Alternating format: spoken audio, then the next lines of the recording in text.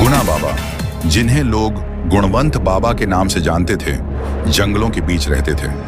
उनकी शक्तियों और चमत्कारी गुणों के बारे में जंगल के आसपास के इलाके के लोग बहुत कुछ सुनते थे। लोग दूर दूर से बाबा के पास अपनी परेशानियों का समाधान खोजने आते थे। उनके पास आकर हर कोई मानसिक शांति पाता था और बाबा की उपस्थिति में दुखों का नाश होता था। बेलज फाटा, जो कि बाबा का रमणीय आश्रय स्थल था, एक छोटी सी पान की टपरी उनके एक भक्त अशोक की थी।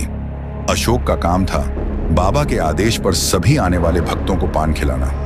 यह स्थल बाबा के भक्तों के लिए एक तीर्थ स्थल बन चुका था, जहां लोग हर समय अपनी समस्याओं का समाधान पाने के लिए आते थे। एक दिन बेलज के जंगल में एक कुत्ता मर गया। यह खबर जंगल में फैल गई और सभी भक्तों में हड़कंप मच गया। इस समय बाबा के पास लगभग 25 भक्त मौजूद थे और उनकी सेवा में कई भक्त लगे हुए थे। बाबा के भक्त अशोक ने, जो पान की टपरी लेके हर वक्त भक्तों के बीच रहता था, इस घटना को गंभीरता से लिया।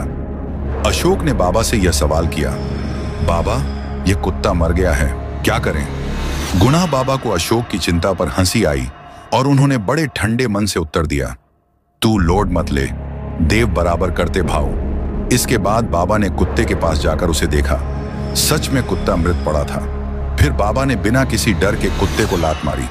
जैसे ही बाबा ने कुत्ते को लात मारी, वह कुत्ता अचानक चिल्लाते हुए उठकर खड़ा हुआ और भाग गया।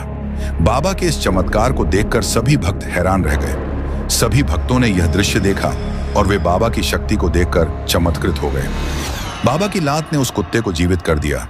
यह एक ऐसा चमत्कार था जिसे किसी ने पहले कभी नहीं देखा था। बाबा ने मुस्कुराते हुए कहा, देखा, तुम्हारी चिंता की कोई बात नहीं थी। तुम्हारा विश्वास और मेरी शक्ति से सब कुछ संभव है। इस घटना ने सभी भक्तों को यह सिखाया कि बाबा की कृपा से किसी भी संकट का समाधान हो सकता है।